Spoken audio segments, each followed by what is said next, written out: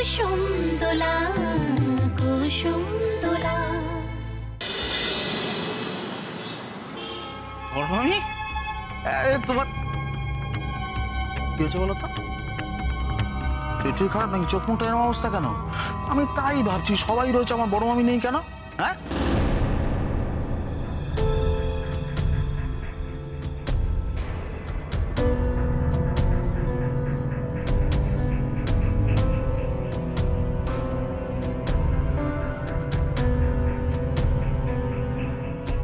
তুই আমাকে ক্ষমা করতে পারবি নি না বাপ? হ্যাঁ, তুই আমাকে ক্ষমা করতে পারবি নি না? শোন, আমি তোকে ভালোবাসিনি বল? হ্যাঁ, আমি মানুষ যতই খারাপ হই না কেন, আমি কি কোনদিন তোকে মন্দ বেসেছি? আমি তোর দিকে তাকাইনি কো? হ্যাঁ, তোর দেখভাল করিনি?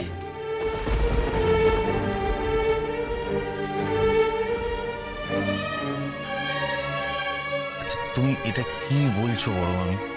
হ্যাঁ, আমি তোমাকে আমার নিজের বড় মামি ছাড়া কোনোদিন অন্য কিছু ভেবেছি? আরে প্র্যাকটিক্যালি আমার মামা বাড়ি বলতে তো এটাই, ছোট থেকে আমি এটাই জেনেছি, আমার মামা বাড়ির আবদার তো এই বাড়িতেই। আচ্ছা তুমি বলো, এই বাড়ির ছেলে মেয়েদের আমি নিজের ভাই বোন ছাড়া অন্য কিছু ভেবেছি কোনোদিন?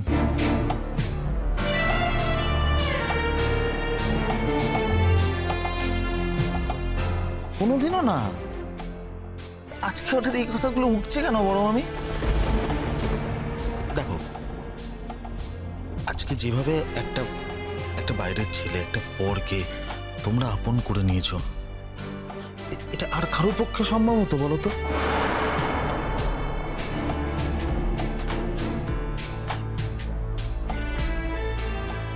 খুব অন্যায় করেছি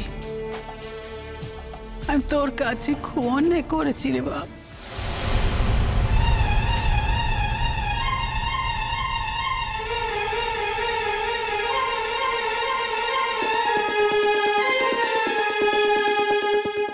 তুমি কোনো অন্যায় করনি বৌঠান। তুমি নিজেকে দোষী ভাবছো কেন বৌঠান? তুমি যা করেছো তা কজন করতে পারে?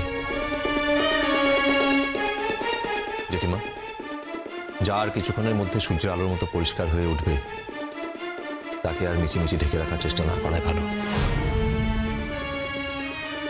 তাই আমি নিজে গেছিলাম অনিদাকে ডেকে আনতে।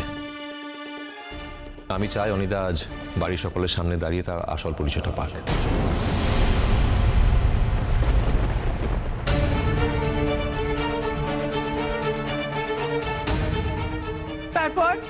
তারপর কি হবে? হ্যাঁ, অনি যদি আমার মুখ দর্শন না করে?